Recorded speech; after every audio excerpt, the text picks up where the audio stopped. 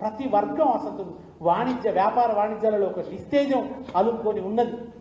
వచ్చినప్పటి నుంచి కూడా ఒక నిస్పృహతో కూడిన వాతావరణం, ఓ నిష్ఠురంతో కూడిన వాతావరణమే అలుముకొని ఉన్నది తప్ప ఎక్కడ ఉత్సాహం అనేది పుట్టలేదు. అటువంటి ఒక వాతావరణం ఇవాళ తెలంగాణ అలుముకొని ఉన్నది. బతుకమ్మ పండుగను కూడా నిరాదరణకు గురి చేశారు. ఇంతకుముందు చెప్పినట్టు ఆ చీరలు ఇవ్వలేదు, చీరలు ఇచ్చారు. 3 చీరలు ఇవ్వాలని మాట్లాడాడు, ఒక చీర ఏది 3 చీరలు ఇవ్వాలన్నాడు, నాణ్యమైనవి ఇవ్వాలన్నాడు. అసలు చీరలు ఇవ్వలేదు. ఏ పండుగ కూడా ఆయన బట్టలు ఇచ్చిన పాపాన పోతలేదు. ఆ పండుగను గౌరవించాల్సినటువంటి పద్ధతిలో ఆయన గౌరవిస్తున్నటువంటి పరిస్థితి కూడా కనబడలేదు. కనుక తిరిగి ఈ నేల హృదయం తెలిసినటువంటి పరిపాలన రావాలి. ఆ బతుకమ్మ తిరిగి తెలంగాణ తల్లి చేతిలో చేరాలి. నమస్కారం.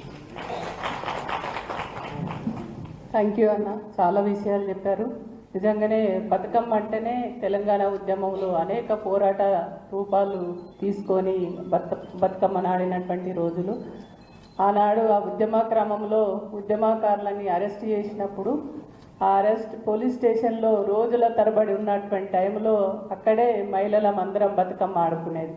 మనతో పాటు బతుకమ్మను కూడా అరెస్ట్ చేసినటువంటి సందర్భాలు తెలంగాణ ఉద్యమంలో ఉన్నాయి. కాబట్టి అనేక ఈ బతుకమ్మ బోనాలు ఇవన్నీ కూడా అనేక మనకు అనుభవాలు నేర్పినటువంటి పండుగలు ఇవి.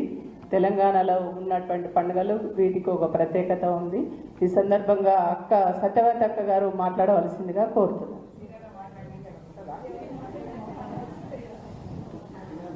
సభకు నమస్కారం. ఈరోజు తెలంగాణ భవన్లో బతుకమ్మకు సంబంధించిన 3 సీడీలను ఆవిష్కరిస్తున్న సందర్భంగా జరుగుతున్న ఈ కార్యక్రమ సభాధ్యక్షులు గౌరవనీయులు తులా ఉమ గారు, ఈ కార్యక్రమ ముఖ్య అతిథి గౌరవనీయులు మాజీ మంత్రివర్యులు అక్క సబితా ఇంద్రారెడ్డి గారు, సునీత లక్ష్మారెడ్డి గారు, కవిత గారు, మనకంటే ఎక్కువ విషయాలు ఇప్పుడే చెప్పిన అన్న దేశపతి గారు, అక్క లక్ష్మి గారు, పద్మక్క గారు, మిగతా సోదరీమణులందరికీ ఈ కార్యక్రమాన్ని జయప్రదం చేయడానికి చేసిన, ఇది మన పండుగ, మన కార్యక్రమం, మనం వెళ్ళాలి అని చెప్పి పొద్దునే చక్కగా తయారైన మా అక్క చెల్లెళ్ళందరికీ, మా వెన్నుతట్టి ప్రోత్సహించే మా అన్నలందరికీ, మీడియా సోదరులందరికీ పేరు పేరున నమస్కారం. సీన్ అన్న మాట్లాడిన తర్వాత బతుకమ్మ గురించి కానీ వాటి గురించి ఏదైనా మాట్లాడాలి, మన సంస్కృతి సాంప్రదాయాల గురించి మాట్లాడటం అంటే చాలా పెద్ద సాహసం. నేనంత పెద్ద సాహసం చేయను. కానీ నిజంగా బతుకమ్మ అంటేనే నువ్వు చల్లగా బతుకు అని మనకు బతుకు నేర్పినటువంటి ఈ బతుకమ్మ ఎంత ప్రకృతితో ఎంత ముడిపడి ఉందో అన్న చాలా చక్కగా చెప్పడం జరిగింది. తెలంగాణ ఉద్యమంలో భాగమైన ఈ బతుకమ్మను, ఈ పండుగను, బతుకమ్మలాడిన మహిళల్ని అంత గొప్పగా ఆదరించి అభిమానించి వాళ్ళకు ప్రత్యేకతనిచ్చిన నాయకుడు మన నాయకులు కల్వకుంట్ల చంద్రశేఖరరావు గారు. అన్నట్టు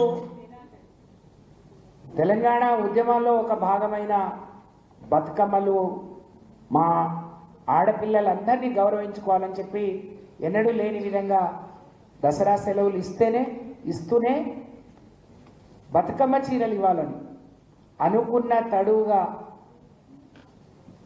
మనల్ని చీరలిచ్చి గౌరవించుకోవడంతో పాటు తెలంగాణ రాష్ట్రంలో ఉండే నేతన్నలకు కూడా బతుకునివ్వాలనే ఆలోచనతోని 1 కోటి మంది, ఈ రాష్ట్రంలో తెల్ల రేషన్ కార్డులు కలిగిన 1 కోటి మంది మహిళలకు 1 కోటి చీరలు, అనేక రకాలుగా అనేక డిజైన్లు.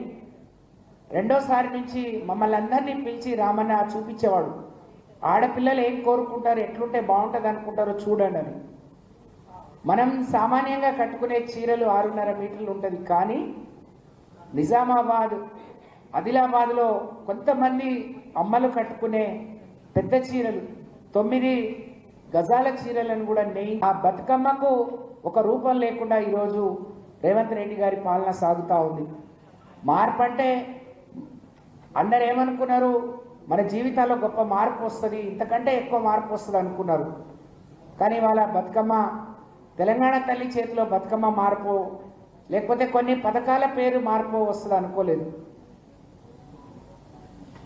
ఇవాళ కొంతమందికే ఇస్తాం, అందరికీ ఏమో అని చెప్తున్నారు. అధికారంలోకి రావడానికేమో అందరికి అన్నీ అని చెప్పారు, అధికారం వచ్చిన తర్వాత కొందరికి కొన్నే ఇస్తామని చెప్తున్నారు. ఇది ఈ రాష్ట్రంలోనే ఉండే మా మహిళమ్మ తల్లులందరూ కూడా గమనించాలని నేను విజ్ఞప్తి చేస్తూ ఉన్నాను. కోటి చీరలతో పాటు ఈ రాష్ట్రంలో ఉండే మహిళలు, చిన్న పిల్లలు తల్లి గర్భంలో అంకురార్పణ జరిగినప్పటి నుంచి కాటికి పోయే ముదసలి అవ్వ వరకు సంతోషంగా ఉండాలి అని అనేక పథకాలు రచించి అమలు చేసిన నాయకుడు కేసీఆర్ గారు.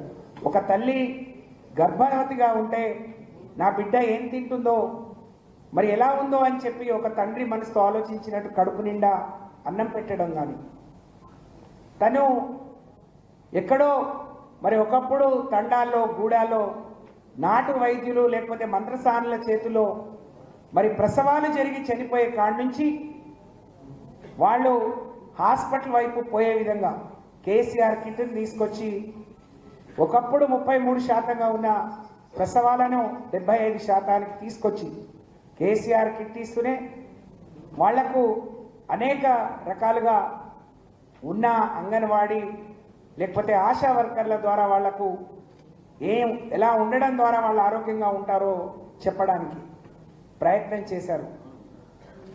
ఈ ఆశా వర్కర్లు, అంగన్వాడీ వర్కర్లను కూడా వాళ్ళ శ్రమను దోపిడీ చేయొద్దు అని చెప్పి ఎన్నడూ లేని విధంగా తెలంగాణ రాకముందు ఇక్కడ అంగన్వాడీల జీతాలు 4,000 ఉంటే 13,800కు తీసుకెళ్ళి వాళ్ళకు 30% పిఆర్సీని కూడా వాళ్ళకి ఇవ్వటం. అంటే ఏ ఒక్కరి శ్రమను దోచుకోలేదు, అందరినీ గౌరవించుకోవడం.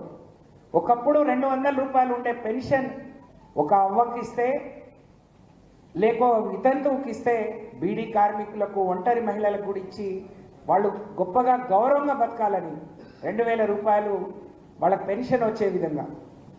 మరి ఆడపిల్లలు అని అంటే గుండెల మీద కుంపటి అని అనుకునే స్థాయి నుంచి ఒక కళ్యాణ లక్ష్మి ద్వారా వాళ్లకు 1,116 ఇలా చెప్పుకుంటూ పోతే అనేక కార్యక్రమాలు ఇచ్చి ఆదరించిన ఆడపిల్లల్ని, ఆడవాళ్లను గొప్పగా గౌరవించుకున్న నాయకుడు కేసీఆర్ గారు అన్నట్టు నిజంగా ఇవాళ మన సంస్కృతిని, సాంప్రదాయాల్ని కాపాడుతూనే, ఇది భావితరాలకు అందిస్తూనే, ఇది 10 కాలాల పాటు ఇలాగే ఉండాలి అని అంటే వీటిని గుర్తించి మనకు పరిచయం చేసి మనకు వాటి రుచి చూపించిన నాయకుడు కేసీఆర్ గారు మళ్ళీ తిరిగి ఈ రాష్ట్రాన్ని పాలించే రోజు రావాలి, మనకు ముఖ్యమంత్రి కావాలి.